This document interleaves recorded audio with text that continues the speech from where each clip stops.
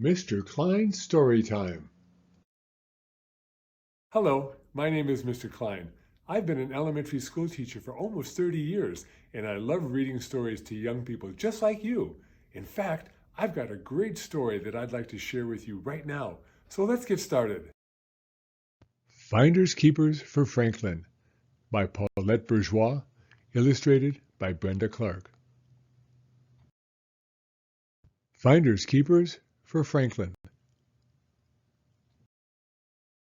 Franklin could count by twos and tie his shoes. He was good at seeing things that others missed. Once Franklin found a lucky four-leaf clover. Another time, he found the keys his mother had lost.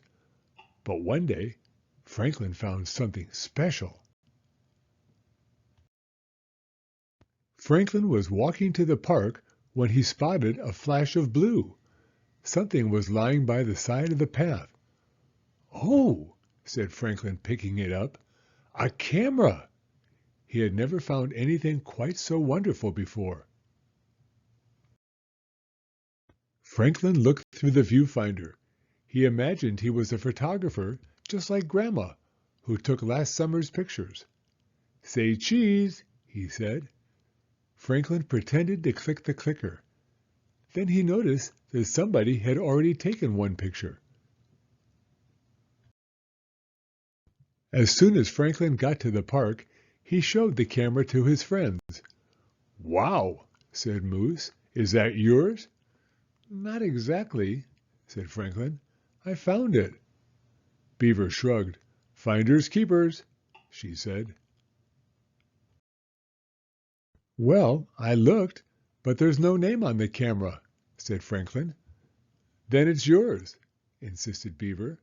"It's not like stealing," said Moose. "You found it." Still, Franklin knew he wasn't allowed to keep things that didn't belong to him. He decided to find the owner later. Just then, Beaver made a funny face.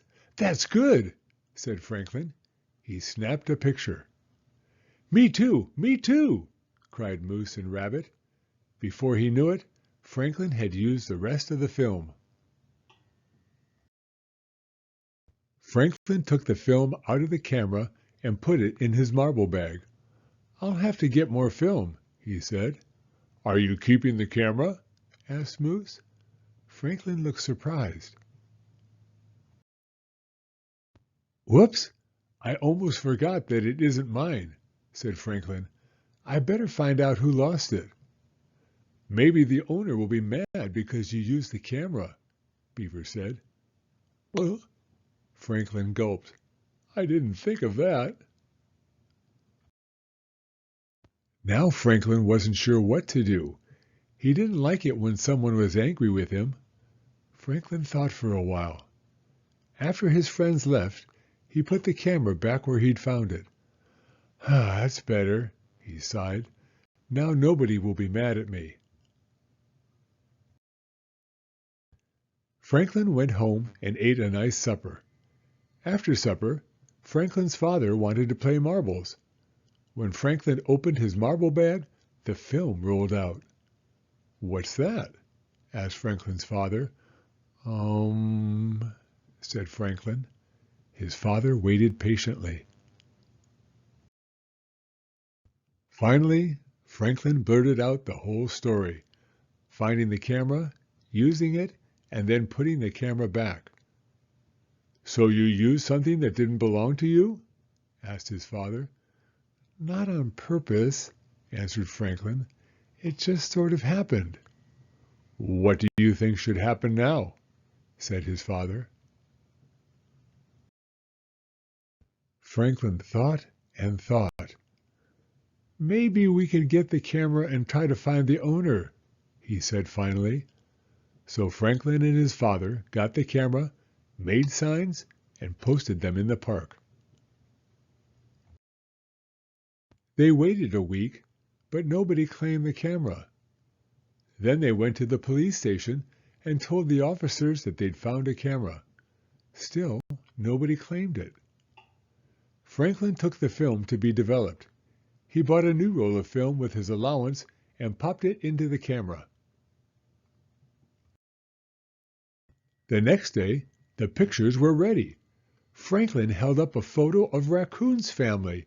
"I know who owns the camera," he shouted. "Raccoon must have taken a picture just before he lost the camera, and he's been away, so he didn't see our signs." Franklin returned the camera to Raccoon and apologized for using his film. Raccoon wasn't mad at all. He was so happy to have his camera back that he shared his snack with Franklin.